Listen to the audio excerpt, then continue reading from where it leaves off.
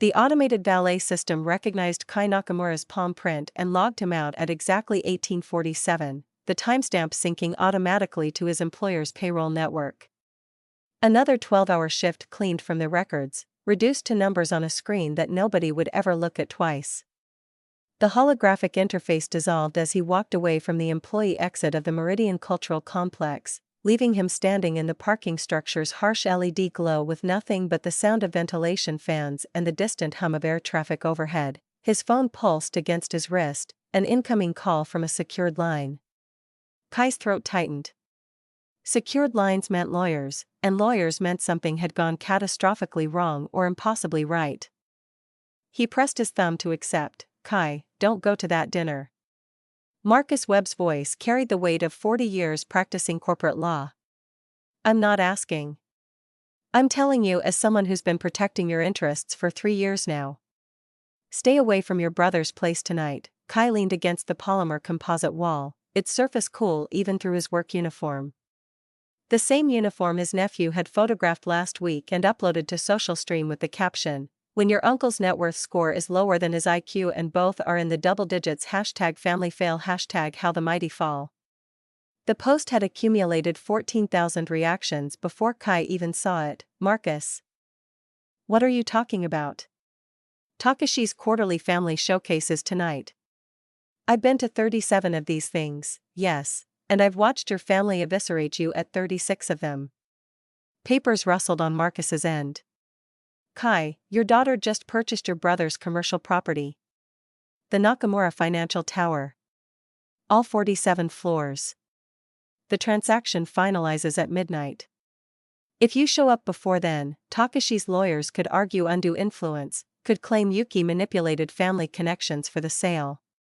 It would get ugly. The parking structure tilted slightly, or maybe that was just Kai's perception catching up with words that made no sense. Marcus, Yuki's a freelance data analyst. She works from that converted storage unit she calls an office. She drives a public transit pass because she can't afford, Kai. Marcus's tone shifted into something gentler, which somehow made it worse. Your daughter just paid 800 million credits. Cash. No financing. And that's not even the part that's going to break your brain tonight. Kai stared at his reflection in the glossy black surface of a luxury air car 3 spaces over. The vehicle's proximity sensors activated, bathing him in soft amber light while its security AI decided whether he posed a threat to the paint job. His reflection looked tired. 54 years old, still in good shape because the custodial work kept him moving. But tired in the way that went deeper than muscles. Marcus, Yuki doesn't have that kind of money. Last month she asked me to explain the tax implications of a 12,000 credit bonus. You're telling me, I'm telling you that your daughter has been playing the longest game I've ever witnessed, and I've been practicing law since before you could sync your thoughts to the cloud mind. Marcus paused. Every humiliation, Kai. Every condescending comment at those family showcases. Every post your nephew made, every intervention your brother staged, every time your sister-in-law looked at you like you were something stuck to her designer shoe. Yuki documented it all. Not for litigation. For this moment. She made me promise not to tell you until the contracts were legally unbreakable. A public transport shuttle passed overhead, its anti-grav field creating small ripples in the puddles scattered across the parking structure. Kai watched the water dance and tried to make his thoughts form a coherent pattern, so I just, what? Stay away from my own family, for 3 more hours. Then you can go home. Marcus let that sit for a moment. To your new home. The penthouse suite in the tower. Yuki's already had your things moved. Your brother's things moved out. I've seen the contract, Kai. Your daughter just evicted Takashi from his own building. The call ended. Kai stood there holding his wrist at eye level, staring at the small biometric display embedded in his skin until the screen dimmed to conserve power. 3 hours.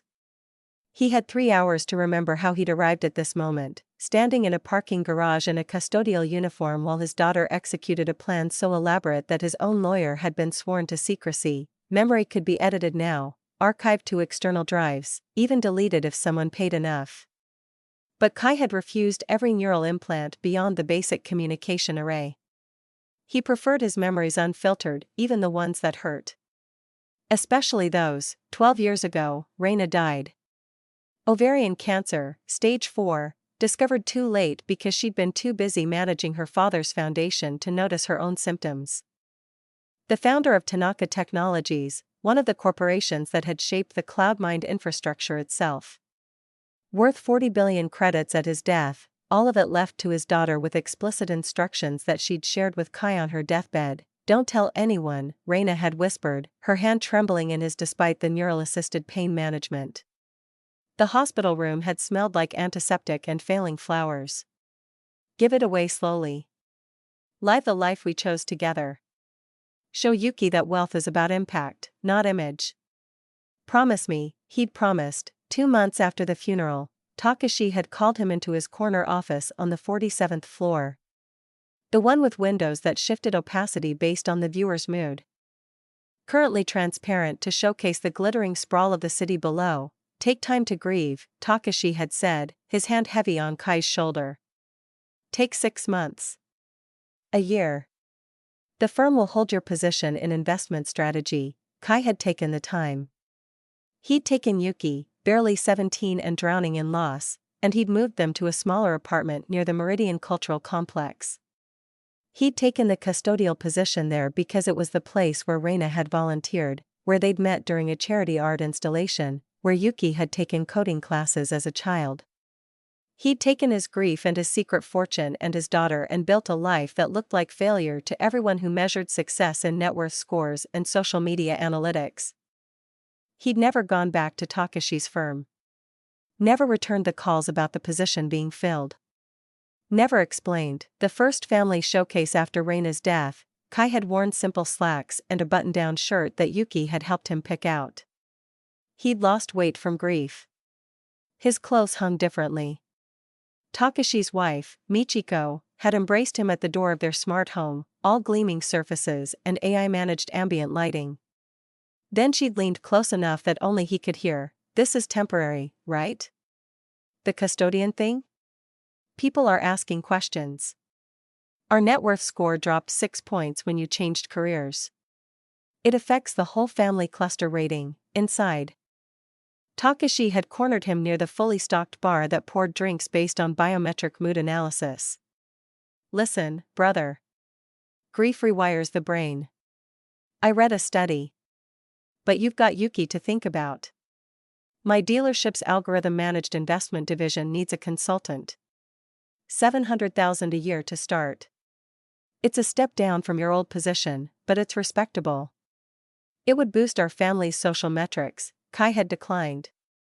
Across the room, Yuki had watched with eyes that were learning to see things her father hoped she'd never have to witness. By the 3rd year, the humiliation had developed a rhythm. Aunt Keiko would start, usually around the 2nd course of whatever elaborate meal Michiko's AI chef prepared. "Kai, you were such a catch when you were young.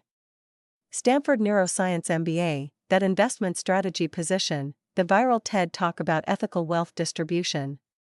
Now look at you, cleaning spills in a building where you could have been on the board. Reina would want you to move on. I know a divorced pharmaceutical executive, brilliant woman, just merged her company. I'm not interested in dating, Keiko, that's the problem. You're not interested in anything. No ambition. No drive. Your net worth score is so low it doesn't even register on the public indexes. You're setting a catastrophic example for Yuki. Do you know what this does to her social capital? Colleges look at family cluster ratings now." Yuki had been home from university for that dinner, her fingers wrapped around her fork with enough force that Kai worried about the structural integrity of the utensils. That night she'd started a private encrypted journal titled Documentation and backed it up to 7 different secure servers. When Yuki graduated and launched her data analysis consultation business, the family's reaction at the next showcase had been predictable. Michiko's son, Hiro, had been 16 then and already insufferable in the way of children raised to believe their net worth score defined their value. So Yuki's gonna do what, exactly? Analyze shopping patterns for advertising algorithms? Dad must be so proud that his daughter's contributing to his poverty-tier social metrics. Takashi had put down his smart chopsticks carefully. Sweetheart, there's no shame in corporate employment. Kai's choices shouldn't limit your options. I could get you an interview in our branding division. Entry level, but it's a foot in the door. 20,000 followers on your business profile within 6 months, guaranteed. I'm good, Uncle Takashi. I prefer autonomy over metrics. Michiko had looked at Kai with something that might have been pity if it wasn't so clearly contempt. She gets her stubbornness from you.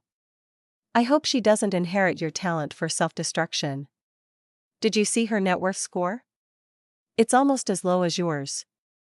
The family cluster average is dropping. By year 7, Takashi and Michiko had staged what they called an intervention and what Kai recognized as an ambush.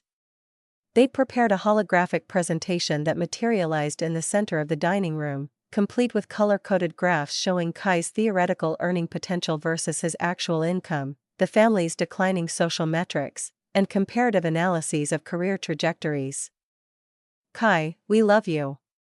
Takashi's voice had carried the rehearsed weight of someone who'd practiced this speech. But this has gone on long enough. You're 51 years old, earning 60,000 credits annually.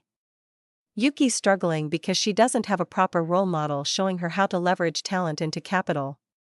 We're offering you a senior management position. 800,000 credits, full benefits package, company aircar, automatic net worth boost. You'd be insane to refuse. I appreciate the offer. I'm satisfied with my current situation. Michiko's holographic display had shifted to show social media analysis. You're not satisfied. You're depressed.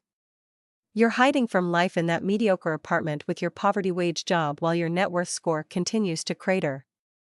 Reina's been gone 7 years, Kai. She wouldn't want this for you. She came from wealth. She understood its importance. Kai had felt something harden in his chest, something that had been soft and pliable until that moment. Don't tell me what Reina would want. You never understood her when she was alive. You thought her foundation work was a hobby. You thought her values were a phase. She was worth 40 billion credits and wore the same jacket for 8 years because she didn't care about appearance metrics. Don't invoke her name to justify your obsession with scores and ratings. The dinner had ended in silence cold enough to crystallize. Outside, Kai had found Yuki on the building's observation deck, speaking in hushed intense tones to someone on an encrypted channel. When she'd seen him, she'd disconnected immediately. Dad, how much longer are we going to let them do this? Their family, Yuki, they're bullies with good credit scores. And I'm done watching. Her hands had been shaking. Year 7. Still documenting. Still building the case, Yuki, no. Just trust me. One more showcase. The quarterly one next month. Come to that one. I promise it'll be the last one like this. Present moment. 6 hours before the showcase. Kai met Yuki for their Tuesday coffee ritual at the same fully automated cafe they'd frequented for 20 years. The establishment remembered their orders, adjusted the seating based on their historical preferences, and played music calibrated to their combined mood metrics. Yuki seemed distracted, her attention flickering between her wrist display and the middle distance. You okay, sweetheart? Your biometrics are spiking, big project closing today. She wasn't lying, her company's acquisition by Dataflow Corp was finalizing, though Kai didn't know that. Dad, tonight at the showcase, whatever happens, just trust me. Yuki, what are you planning? Recalibration. She'd reached across the table and gripped his hand. You've spent 12 years showing me that character matters more than capital. Tonight I'm going to show them what happens when they mistake kindness for weakness. When they confuse humility with defeat. Yuki, don't do anything that'll damage your relationship with the family.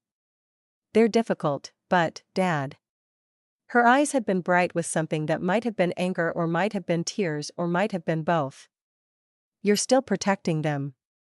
After everything. After years of them treating you like a cautionary tale, like a failed experiment in human potential. When are you going to let someone protect you? 3 hours before the showcase, Kai didn't drive to his brother's smart home. He drove to Reina Memorial Children's Hospital, the wing that bore his wife's name, though nobody in his family knew he was the anonymous donor behind it. The building recognized his biometric signature and welcomed him with soft lighting and temperature adjustments calibrated to his preferences. He walked the halls, looking at holographic displays of children who'd survived cancer, families who'd been given second chances. A nurse materialized beside him, her name tag reading Rodriguez, her smile genuine in a way that most service industry expressions weren't. "Mr. Nakamura. I didn't expect to see you tonight. Dr. Chen was hoping to run into you. She wanted to thank you again for the facility tour last week." Dr. Chen, the new chief of philanthropy? The woman who restructured our entire donation infrastructure in 3 months. Don't tell me you didn't notice her. Kai felt warmth creep up his neck, an unfamiliar sensation that his biometrics probably registered as elevated heart rate and increased facial temperature. A voice behind him, warm and slightly amused. "Notice what?" He turned. Dr. Sarah Chen stood there in professional attire that somehow managed to look both formal and comfortable, her dark hair pulled into a practical style, her expression intelligent and knowing. She was beautiful in a way that didn't need augmentation, no cosmetic enhancements, no fashion algorithms, just the kind of presence that made technology feel unnecessary. "Mr. Nakamura. I was hoping I'd catch you. I've been reviewing the Foundation's donor records. The ones I'm cleared to access, and I keep finding these extraordinary anonymous contributions. The Children's Wing, the Family Support Center, the cutting-edge treatment equipment. Someone's been remarkably generous and remarkably quiet about it." Kai shifted his weight, uncomfortable with the attention. "I'm just here to visit.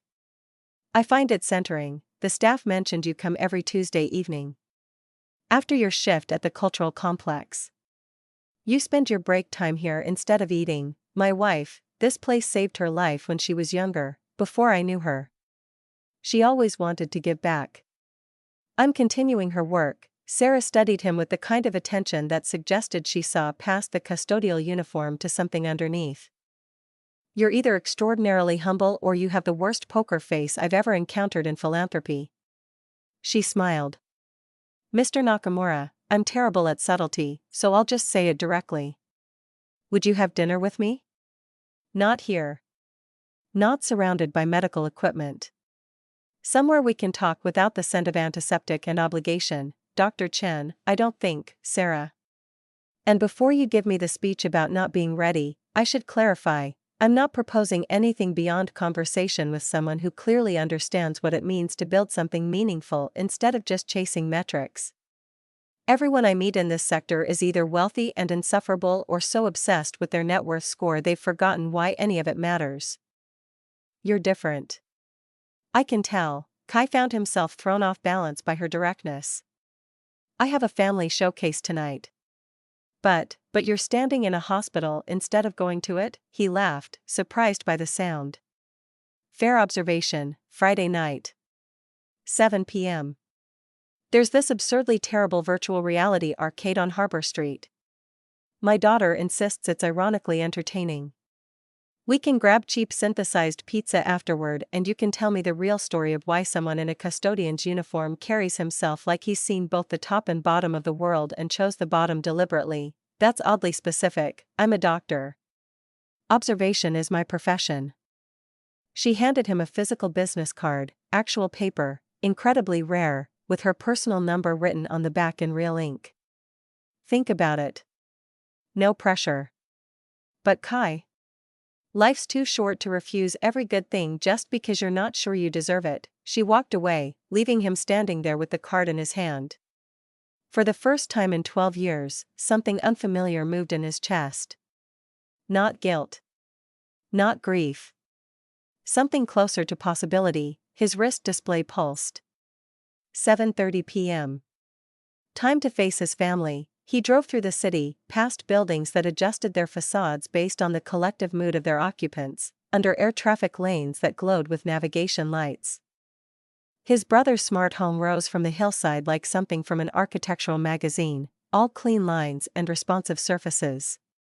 The building recognized his biometric signature and admitted him, the door dilating open with a soft whisper, Inside, the showcase had already begun. The air car's navigation system chimed softly as Kai pulled into the designated visitor space at his brother's property, the vehicle's anti-grav field settling with a barely perceptible hum.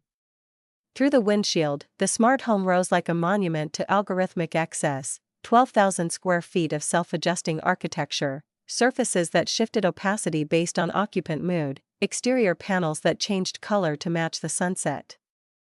The building's AI had already scanned his biometrics and logged his arrival, probably alerting Takashi that the poor relation had shown up on time. The driveway was a showcase of carefully curated wealth.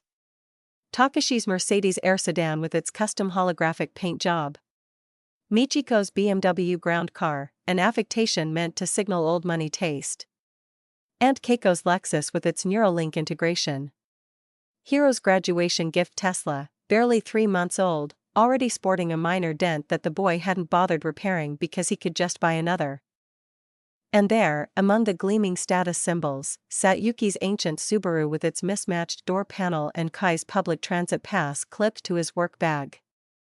The visible evidence of failure, parked exactly where the family could see it, Yuki materialized at the entrance before Kai could activate the door's biometric scanner. She wore a vintage floral dress that looked like it came from a second-hand marketplace, her hair pulled into a simple twist, no jewelry except Reina's silver necklace, the only expensive item she appeared to own. But her eyes carried something Kai hadn't seen before, something bright and almost feverish. "You got Marcus's call." Not a question, Kai studied his daughter's face. "Looking for clues." "Yuki, what have you done?" "Something that should have happened years ago." Her fingers wrapped around his wrist, squeezing gently. "Dad, just follow my lead tonight." "Can you do that, Yuki?" The door dilated open with a soft whisper. Michiko stood framed in the entrance, her dress probably worth more than Kai earned in 6 months, her smile practiced and sharp. "Kai." "Yuki." Come in. We're just syncing the wine pairing algorithm." "Kai, leave your jacket." "Oh." Her eyes traveled over his simple button-down shirt with barely concealed distaste. "That is your jacket." "Well, come in anyway." The first cut, delivered with surgical precision. Inside, the house had reconfigured itself for entertaining.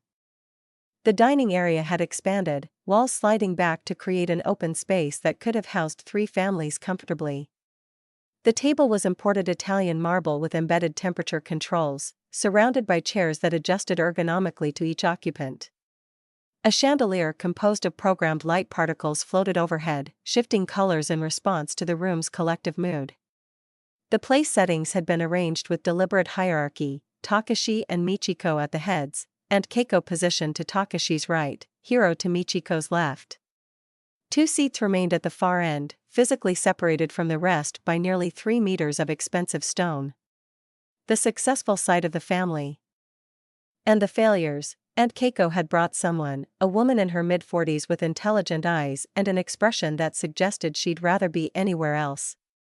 The name tag hovering near her shoulder read Jessica Liu, corporate ethics attorney. "Kai, you remember Jessica?"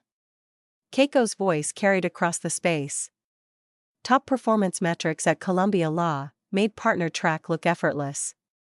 Unlike some people, she didn't let her education depreciate into irrelevance. Jessica shifted uncomfortably, her biometric display probably spiking with social discomfort. "It's nice to see you again, Kai." "Keiko speaks of you often." Kai managed a smile that felt genuine despite everything. "That's kind of you." "Well, often might be generous." Keiko laughed, the sound like breaking glass. "But I speak of you." Which is more than most people bother with. Yuki's hand moved to her pocket, retrieving her phone with practiced casualness. To anyone watching, she appeared to be checking messages. Kai knew better. She was documenting, recording, building whatever case she'd spent 6 months constructing. The meal began with appetizers that the house's AI chef had prepared based on predictive taste algorithms. Small plates of something delicate and probably expensive materialized from the kitchen's automated serving system. Michiko cleared her throat, the sound triggering the room's attention-focusing acoustics. "Everyone, thank you for coming tonight. Family is everything, even when certain members make unconventional lifestyle choices." Her gaze flickered toward Kai like a targeting laser. This year has been extraordinary for Takashi and me. The dealership expanded to 5 locations. Hiro maintained his enrollment at Stanford. Barely maintained, Hiro interrupted, his tone suggesting this was somehow amusing. But hey, attendance is half the battle, right? Takashi laughed, the sound rich with parental indulgence. Performance metrics aren't everything. He's there, he's networking, he's building social capital. That's what matters. Michiko's smile never wavered. And my pharmaceutical division just launched a new pain management compound that's going to revolutionize the industry. We're projecting $60 million in revenue this quarter alone. What she didn't mention, what her perfectly calibrated expression carefully concealed, was the federal investigation into price manipulation. The class action lawsuit from patients who developed kidney complications. The fact that revolutionize meant charging 800% markup for a drug that differed from the generic version by a single molecularly insignificant modification. Keiko leaned forward, her interest algorithm calibrated and perfectly timed. 60 million. Michiko, that's extraordinary. And Kai, how was your year? Still engaged in custodial services, still head custodian at Meridian Cultural Complex. It was a productive year. We served 12,000 families, expanded the after-school program for at-risk youth, secured funding for a new digital arts wing. How civic-minded. Keiko's tone made charity sound like a communicable disease. And they compensate you for this? Yuki's voice cut through the condescension like a blade. 60,000 credits annually. Plus full benefits package and pension contribution. Hiro nearly choked on his wine, the sound inelegant and sharp. 60K? That's like what I spend on textbooks and course materials, really? Yuki's smile could have frozen helium. Because your social stream feed shows you haven't purchased a textbook all semester. You have posted about bottle service at Meridian Club 3 times though. 2,000 credits each time, if the location tags and timestamps are accurate. Hiro's face flushed, his biometrics probably spiking. That's called networking, Yuki. Building social capital. Maybe if you understood that concept, you'd have legitimate clients instead of generating low-tier branding content for neighborhood businesses. Michiko intervened quickly, her tone dripping with false concern. Hiro, that's unkind. Yuki works very hard. Just because it's not lucrative doesn't mean it lacks validity. The backhanded compliment landed with precision. Kai felt something tighten in his chest, but his expression remained neutral. Years of practice making the mask effortless. Across the table, Yuki's smile widened fractionally. She was cataloging every word, storing every insult in whatever database she'd built. Takashi stood to carve the main course, lab-grown Wagyu beef, genetically optimized for flavor, probably costing 500 credits per kilogram. The house's presentation system highlighted the dish with subtle atmospheric lighting, making the meat appear to glow. Kai, I've been meaning to discuss something. Takashi's knife moved through the beef with practiced precision. We're opening a 6th dealership location, and I need someone to oversee facilities management. Essentially coordinating maintenance crews. Handling building operations, that sort of thing. 75,000 to start, and it comes with a legitimate title. Director of Facility Operations. You'd have business cards, a company email signature, the whole package. That's generous, Takashi. I'm satisfied with my current position. Takashi exchanged a look with Michiko, the kind of wordless communication that long-married couples developed. See? This is exactly what we've been discussing. Zero ambition. Reina's been gone 12 years, and he's still punishing himself. Takashi, not during dinner. Michiko's protest sounded rehearsed. Keiko set down her fork with deliberate force, the sound amplified by the table's acoustic properties. No, he's correct. Kai, this self-flagellation has exceeded reasonable grieving periods. You were accomplished once. Stanford Neuroscience MBA, Corporate Investment Strategy, that viral TED Talk about ethical wealth distribution. You had a wife from an established family. What makes a family established, Aunt Keiko?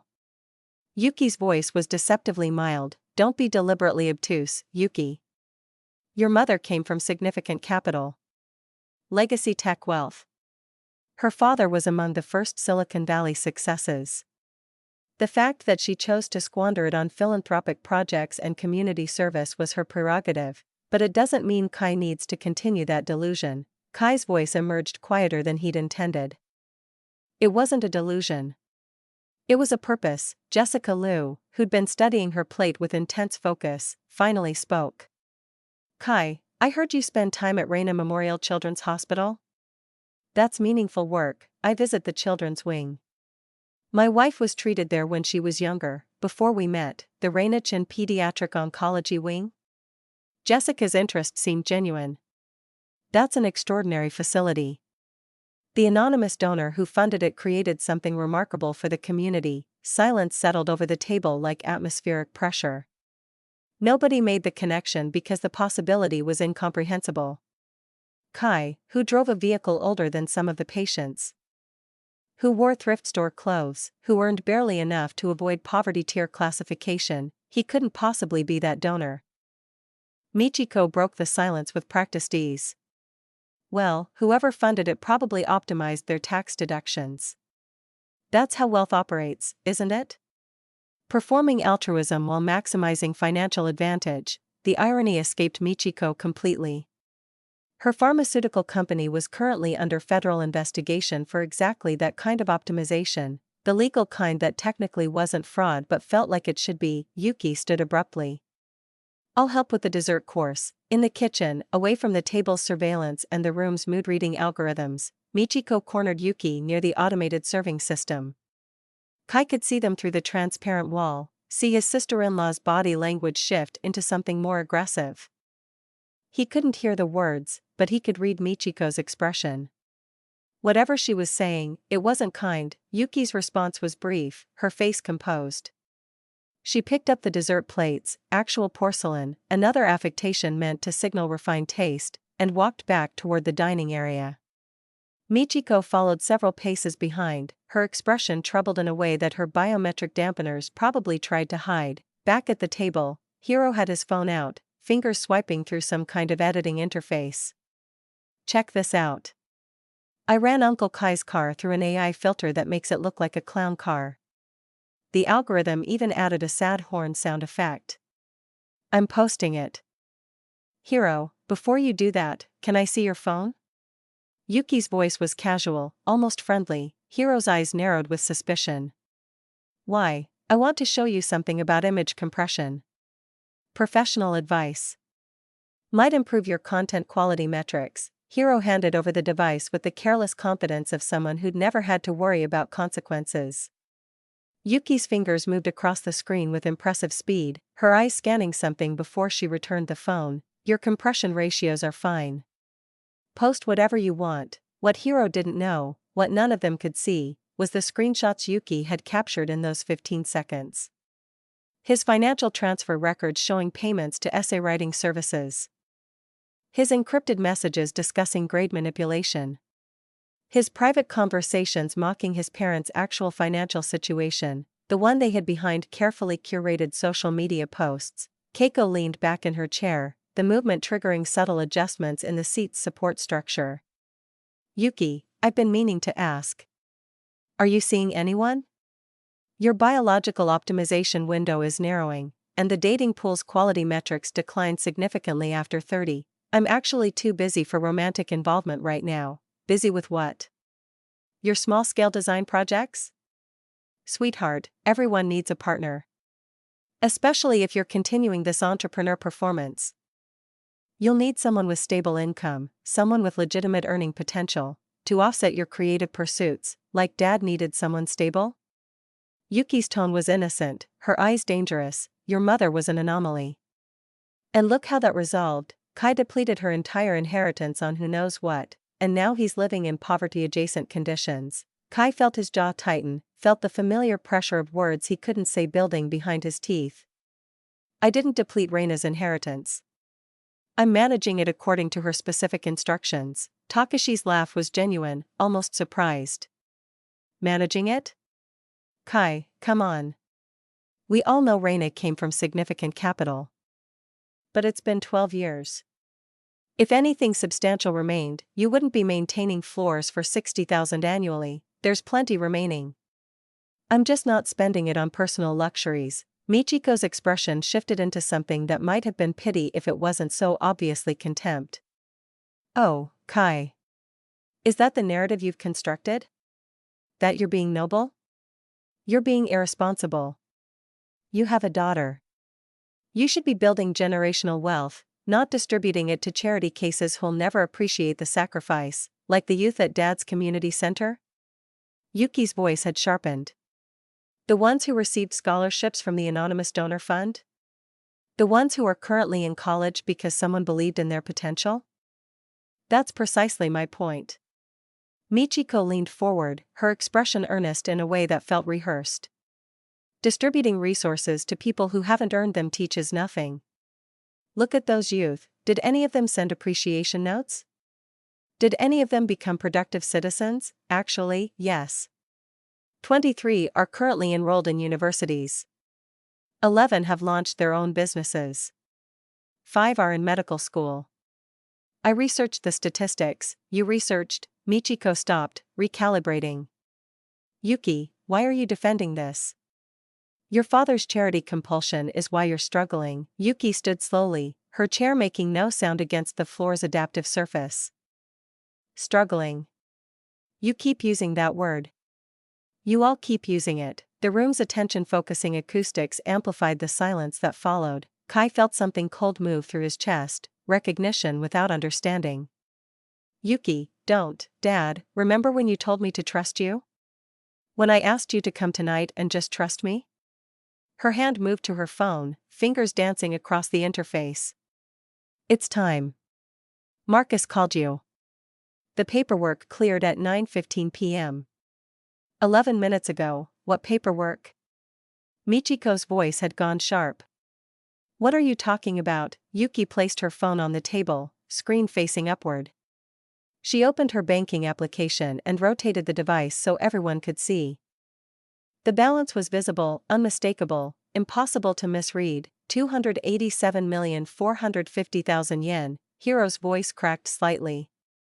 That's photoshopped. Has to be, no. It's legitimate. That's my account. As of 5 p.m. today, when Dataflow Corp acquired my company. Emavision Design LLC.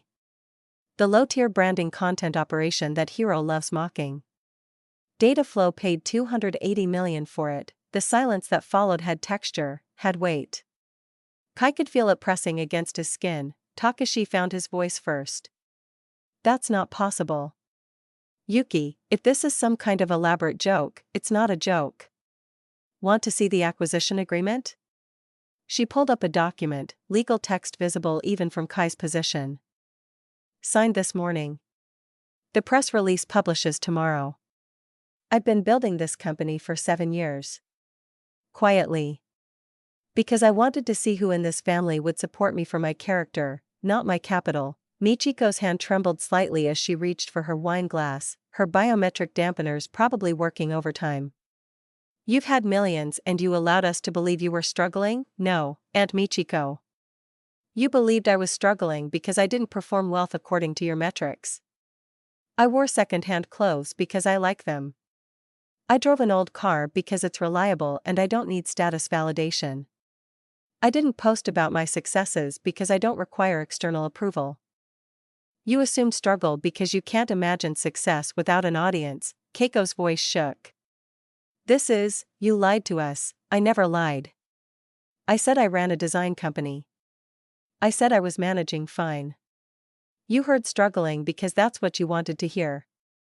It made you feel superior. It gave you someone to pity, someone to use as a cautionary tale. Kai stood, his chair scraping despite the floor's adaptive properties. Yuki, that's enough. No, Dad. It's not enough. Not yet. She took a breath, and when she spoke again her voice had transformed into something harder, something that reminded Kai of Reina in her final days, when she'd made him promise to show their daughter that wealth was about impact. Not image, this house. This 12,000 square foot monument to algorithmic excess at 2448, Willowbrook Drive. As of 9:15 p.m. tonight, 11 minutes ago, I own it. The self-adjusting architecture you love so much, Aunt Michiko. The designer furniture with its ergonomic adaptation algorithms. The programmed light chandelier. All of it. Mine. Michiko stood so fast her chair toppled backward, the crash somehow muted by the room's sound dampening. That's impossible. This is my house, was your house. You defaulted on your second mortgage 4 months ago. The bank initiated foreclosure proceedings 7 weeks ago. You've been concealing it behind social stream posts of luxury experiences and designer purchases. I made an all-cash offer yesterday morning. The bank accepted within 3 hours. It closed tonight. You can't, Takashi, do something. Takashi's face had gone pale, his biometrics probably spiking into stress territory. Michiko, is this accurate? You took out a second mortgage? You said the company was performing above projections. I had every right to make that offer. Yuki's voice remained steady. It was a legitimate legal transaction. Your bank was thrilled to remove it from their portfolio. Want to know the interesting part? I paid $3.8 million. Market value is $5.2 million. You know why you got such unfavorable terms? Because your credit is destroyed. Your company is under federal investigation for price manipulation and Medicare fraud. You're leveraged beyond sustainability, and everything is collapsing. Michiko's face had gone white, her biometric dampeners clearly failing. How do you know about the investigation? Because I hired investigators. 7 months ago, after the last showcase where you called my father an embarrassment to the family name. I wanted to understand how someone who treats people the way you do survives in business. Turns out, you don't. You're drowning.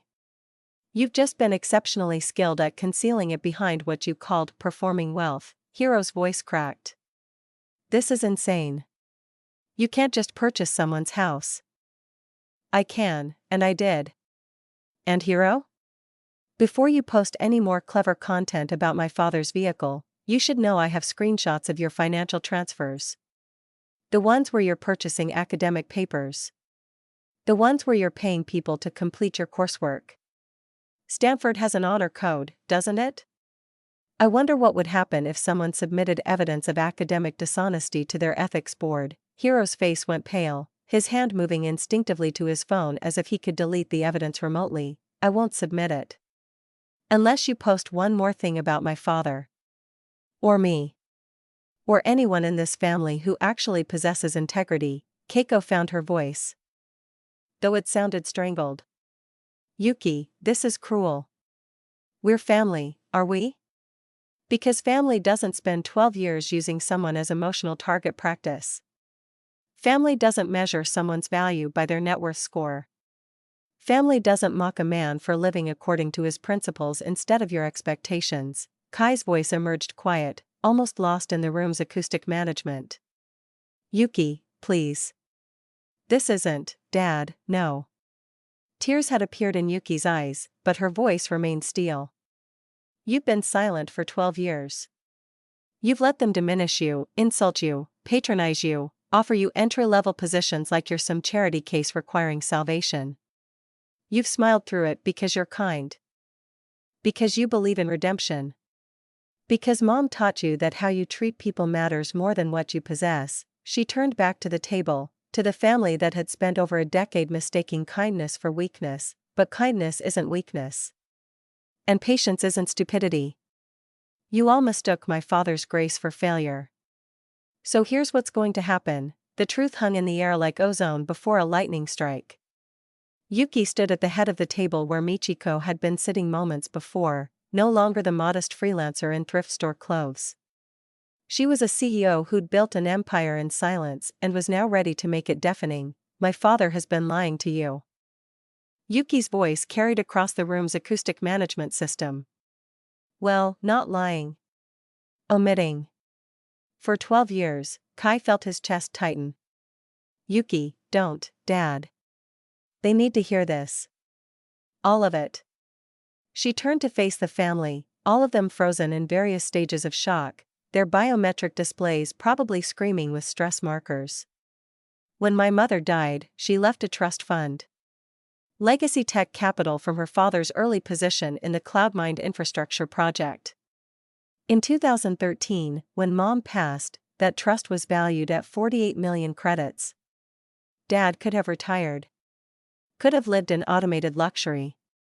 Could have sent me to any institution in the world. But Mom made him promise something: live simply. Give generously, show me that wealth is about impact, not accumulation. Takashi's voice emerged strangled. 48 million credits? And Kai has been living like a man with principles? Yes. Yuki pulled up a holographic display from her phone, financial documents materializing in the air above the table. For 13 years, my father has taken a salary of 60,000 credits and lived on that amount. Every credit of Mom's trust, which has grown to 247 million through careful investment, has been distributed. Anonymously, the number landed like a kinetic strike. The room's atmospheric controls couldn't compensate for the sudden temperature shift as everyone's biometrics spiked simultaneously. Keiko's hand trembled as she reached for her wine glass. 247, that's not possible. Oh, it's extremely possible. Want to know the distribution? Yuki swiped through documents, projecting them for everyone to see. The Rainachin Pediatric Oncology Wing at Reina Memorial Children's Hospital? 22 million credits. The Scholarship Fund at Meridian Cultural Complex that sent 63 youth to university? 15 million. The new Cancer Treatment Center with the Experimental Immunotherapy Program? 31 million. The affordable housing development in the downtown sector? 38 million. Should I continue? Michiko had collapsed back into her chair. The ergonomic adjustments struggling to accommodate her sudden weight shift. You're telling me Kai has distributed 200 million credits, and you spent 12 years offering him entry-level positions at a vehicle dealership. Yuki's smile was sharp enough to cut atmosphere. The humiliation is comprehensive now, isn't it? Takashi's face had gone red, his neck veins visible even from Kai's position at the far end of the table. Richard looked like he might vomit into his 700-credit wine glass, but here's the beautiful part. Yuki's voice softened, became almost gentle. Dad never told anyone because he didn't require credit. He didn't need your validation. He was content being your punchline because your opinions were irrelevant. He knew who he was. He knew his work mattered. Your approval? Completely worthless to him. Kai stood, his voice strained. Yuki, that's enough. No, Dad. It's not. She pulled out a physical folder, actual paper, incredibly rare and therefore somehow more threatening than any digital display. Documents that couldn't be hacked or deleted or dismissed as manipulated data. Aunt Michiko, your company is 4 months from bankruptcy. The federal investigation is going to result in 75 million in fines and regulatory penalties, and you don't have it. Your house, my house now, was the last liquid asset you possessed. Uncle Takashi, your dealership expansion? Financed with predatory algorithmic loans that mature in 5 months. You're going to lose 3 of the 6 locations. Takashi's voice was barely above a whisper. How do you know? Because I'm exceptional at research. Better than you are at business, apparently. Yuki turned her attention to Hiro, who'd gone pale. Hiro, you're on academic probation. You've failed 4 courses. Stanford's financial aid office flagged your account because your family claimed financial hardship to secure grants, while posting about European vacations and luxury purchases. That's fraud. You want to discuss what I can and can't do? I can make one communication and terminate your academic career. Hiro's voice cracked. You're bluffing. Try me. Post one more thing about my father and discover exactly how serious I am. Keiko found her voice, though it trembled. Yuki, we're family. We've known you since birth. Your mother was my friend, don't. Yuki's voice cut like a blade. Don't you dare invoke my mother. Mom lived according to her principles. She distributed a fortune because she believed in helping people. Dad continued that legacy. And you? You spent 12 years telling him he squandered her inheritance. You said he dishonored her memory. You have no comprehension of how catastrophically wrong you were, Yuki. Kai's voice was firm now, almost stern. The tone he'd used when she was 7 and had tried to give away her entire allowance to a homeless veteran outside the community center. Stop. Please, Yuki looked at her father. His face showed pain, not anger.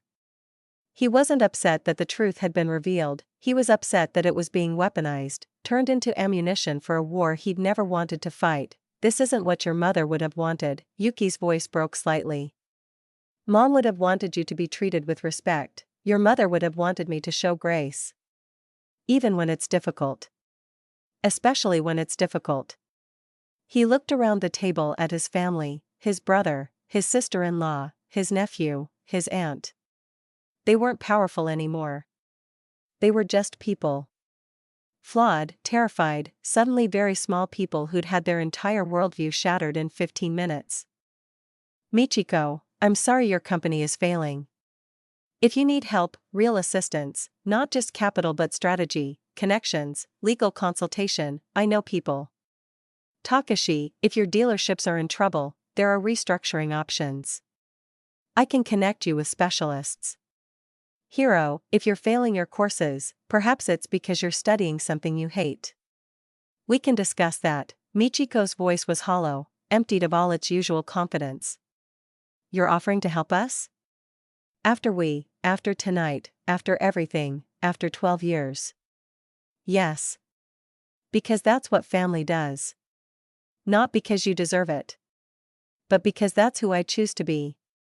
Kai's voice was steady, certain in a way that made Yuki's righteous anger look almost childish by comparison. The table was silent except for the soft hum of environmental controls. Keiko was crying quietly, her biometric dampeners clearly overwhelmed.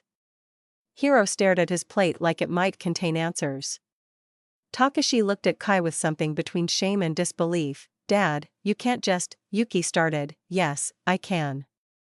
Yuki, you purchased the house to protect me. I love you for that. The gesture was beautiful. But we're not going to use it to punish them, they deserve to be punished, perhaps. But I'm not the one to do it. Their own choices will generate consequences. Michiko's company troubles aren't my fault.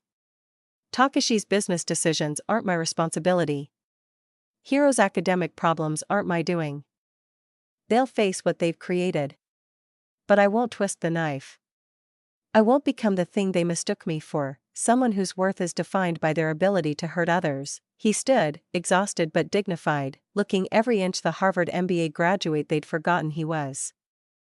Michiko, you can stay in the house. Yuki, I know you purchased it, but I'm asking you, let them stay. Work out a fair rental arrangement. Something they can actually afford, not market rate. Give them a chance to stabilize. Dad, please, sweetheart. For me, Yuki looked at her father, then at her aunt's devastated face. Her jaw worked, the internal battle visible. Finally, she took a breath. Fine. 3,000 credits monthly. That's 60% of what you were paying on the mortgage. 1-year lease. If you fall behind, we renegotiate terms. And Aunt Michiko? I have contacts in pharmaceutical regulatory law. If you want an introduction, I'll facilitate it. No promises. But perhaps they can help with the federal investigation. Michiko's voice was barely audible. Why would you do that? Because my father taught me that you don't strike people when they're down. Even when they spent a decade striking you. Yuki's voice was softer now, the anger draining away to leave something that looked like exhaustion. Even when they earned it, Kai and Yuki walked out together into the night air, crisp and cool with the scent of ozone from passing air traffic overhead. The city spread out below them, millions of lights representing millions of lives, most of them lived in quiet desperation for status markers that meant nothing. Neither father nor daughter spoke until they reached their vehicles. I wanted to destroy them. Yuki's voice was small, younger than her 28 years. I know, they deserved it. Maybe, you're too good, Dad. You understand that, right? Too forgiving. Too willing to let people hurt you without consequences. Kai turned to face his daughter, the streetlight creating shadows across his face. Yuki, your mother and I had 48 million credits. We could have had anything. Traveled the world, purchased properties on 3 continents, lived like royalty. But every time we sat down to plan what to do with it, we returned to the same question: what matters after we're gone? The answer was never the money. It was the youth who got scholarships. The families who received medical care. The people who got second chances. That's what lasts. That's what echoes. I know. I learned from you. Why do you think I built my company the way I did? Why do you think I hired designers from low-income backgrounds and paid them twice market rate? Why do you think I'm starting a foundation to fund arts programs in underserved communities? I learned from you and Mom. Her voice cracked slightly. I learned that wealth is about what you build, not what you display. Kai pulled her into a hug, and Yuki buried her face against his shoulder like she had when she was small and the world seemed too big to navigate. Then you learned the right lessons. But Yuki? Don't let anger poison what you've built. You wanted them to know the truth. They know now. That's sufficient. Let the truth do its work. You don't need to sharpen it into a weapon. I just wanted them to stop hurting you. Her voice was muffled against his jacket. They can't hurt me, sweetheart. They never could. Because I knew something they didn't. I knew my worth wasn't tied to their opinion. I knew my value wasn't measured by their metrics. That's freedom. That's what your mother gave me. That's what I tried to give you. They separated. Yuki wiped her eyes, her biometric display probably showing elevated emotional markers, but she didn't care anymore about hiding them. So what now? You own a house you don't want. I own a house I purchased out of spite. We're both technically homeless. Kai laughed, the sound genuine. I have my apartment, that depressing 1-bedroom you've occupied for 13 years because you refuse to waste capital on housing? Dad, you're a secret multimillionaire living like a monk. That ends tonight, Yuki. I'm purchasing us a house. A real one. Nothing ostentatious, but something with space.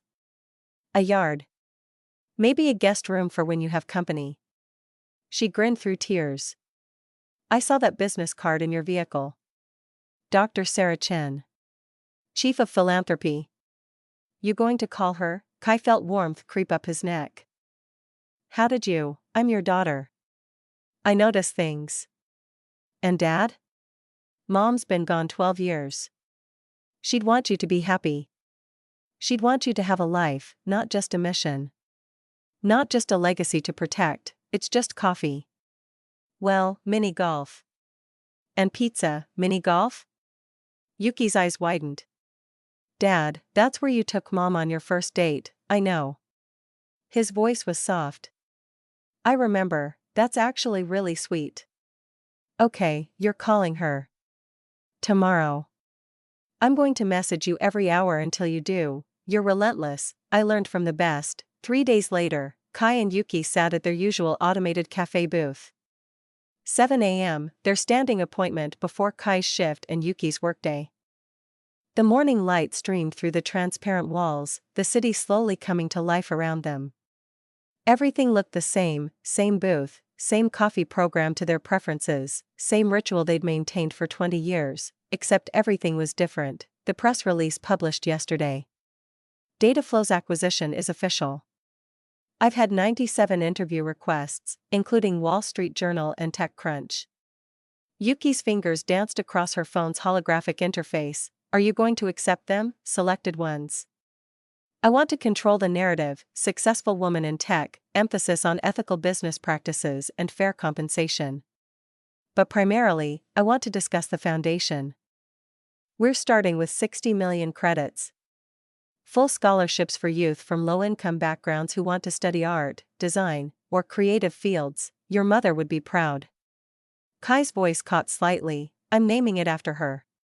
The Reina Chen Creative Foundation. Kai's eyes welled up. He reached across the table and squeezed Yuki's hand. their matching biometric displays syncing for a moment, the technology recognizing their genetic connection and adjusting the cafe's atmosphere to something softer, warmer. She'd love that. She'd love that so much, I know. Yuki paused, her expression shifting to something more mischievous. Aunt Michiko called. She wanted to discuss terms for the house. But then she just cried. For approximately 20 minutes. Apologized. Said she'd been drowning and displaced it onto you because you seemed unbreakable. What did you say? I told her I'd introduce her to my lawyer friend who specializes in pharmaceutical regulatory defense. And I told her that if she ever speaks to you like that again, the lease becomes month to month. She agreed. Actually thanked me. You're a good person, Yuki. I'm your daughter. Same thing. A pause. Yuki's smile turned wicked. So. How was Saturday? Kai tried not to smile. Saturday was fine, Dad. You took Dr. Chin mini golfing. I need details. Extensive details. There are no details to provide. Liar. You're exhibiting physiological signs of embarrassment. Oh my God, you're blushing. Kai Nakamura is blushing. The man who just got revealed as a secret mega-philanthropist is blushing over a date. It wasn't a date. It was conversation. Over mini golf. And pizza, for 6 hours. You were absent for 6 hours, Dad. That's not just pizza. That's a whole relationship foundation. Kai was actually smiling now, couldn't help it. She's remarkable. She spent 10 years with Doctors Without Borders, working in refugee camps and conflict zones. She returned to domestic practice because her daughter started high school and needed stability. She took the hospital position because she wanted to continue helping people but in a different capacity. She's funny and intelligent and completely unimpressed by wealth metrics. Unlike certain people we know, she asked about the children's wing. She'd figured out I was the anonymous donor, said my terrible poker face gave it away when she mentioned it. She didn't care about the money. She cared about the reasoning behind it, and I told her about your mother. About how Reina survived cancer as a teenager because Reina Memorial had an experimental treatment program.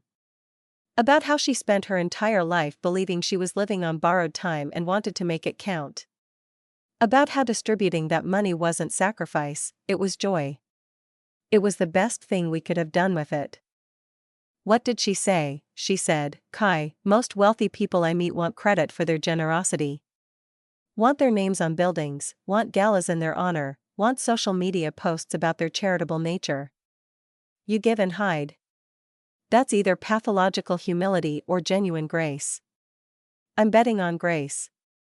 Then she beat me at mini golf by 14 strokes. Yuki laughed, the sound bright and genuine. I like her already. She sounds perfect for you. We're having dinner again. Friday. A real restaurant this time. She insisted, that's twice in 1 week. Dad, that's called dating. That's how dating works, it's called getting to know someone. Building a friendship. We're both adults with complicated histories, Anne. Mom would approve. You know that, right? Kai's voice went quiet. I know. She told me once, when she was sick, near the end, when we both knew there wasn't going to be a miracle, she said, Kai, when I'm gone, don't spend your life mourning me. Spend it living the way I tried to live. And if someone comes along who understands that life is about more than accumulation, more than metrics and status and performance, don't let them go. Don't let fear keep you from something real. Sarah understands. She gets it, I think she might. Then don't let her go, Dad. Don't let her be the one that got away because you were too busy being noble and self-sacrificing. Kai smiled, squeezed his daughter's hand. When did you get so wise? I learned from the best. Yuki's phone chimed. That's my alarm. I have a foundation meeting in an hour. You? I have a shift. Last week, actually. I gave my notice. You what? Yuki's eyes went wide. I'm retiring. 64 is old enough. Time for the next chapter. He grinned. Sarah mentioned that the hospital needs someone to oversee their charitable giving program. Apparently, the current director is retiring and they need someone who understands both philanthropy and budget management. She suggested I might be qualified. Dad, that's amazing. You'd be perfect for that. I haven't decided yet. But it's an option. A possibility. Something other than cleaning floors. As much as I've loved it, Mom would be so proud of you. Of both of us, she is, sweetheart. Wherever she is, she is. They stood, gathered their things, prepared to face their separate days. But before they parted, Yuki pulled her father into one more hug. Thank you, she whispered. For what? For showing me what matters. For teaching me that success isn't about what you have, it's about what you do with it. For being the best man I know, even when everyone else was too blind to see it. Kai held his daughter tight, this brilliant woman who'd learned his lessons and made them her own, who'd built an empire and stayed humble, who'd had every reason to become bitter and had chosen grace instead. Thank you for remembering, he whispered back. Thank you for not letting the world change you. Thank you for being exactly who your mother and I hoped you'd become. They separated, and Yuki walked toward her vehicle while Kai headed toward the transit station. The city moved around them, millions of people chasing metrics and status and approval, most of them never realizing that the only measure that mattered was the one you gave yourself. Kai's phone chimed. A message from Sarah, looking forward to Friday.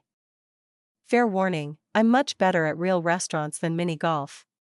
You might actually have a chance to win something. He smiled, typed back, I'll take those odds. Another message, almost immediately, also, my daughter wants to meet you. Apparently I've been talking about you too much.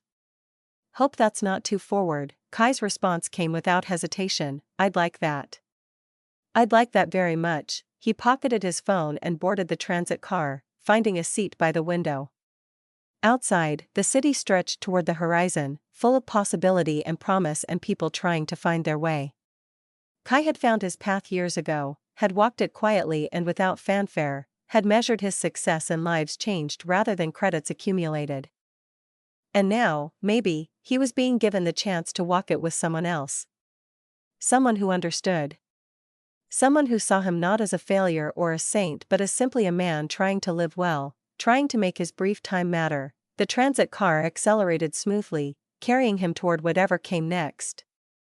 Kai leaned his head against the window and smiled, thinking about Reina, about Yuki, about Sarah, about all the people whose lives had intersected with his and been changed, or who had changed him. He thought about grace and second chances and the quiet revolution of choosing meaning over metrics, and he thought about Friday, and the possibility of something new beginning just as something old and beautiful continued its echo through the world.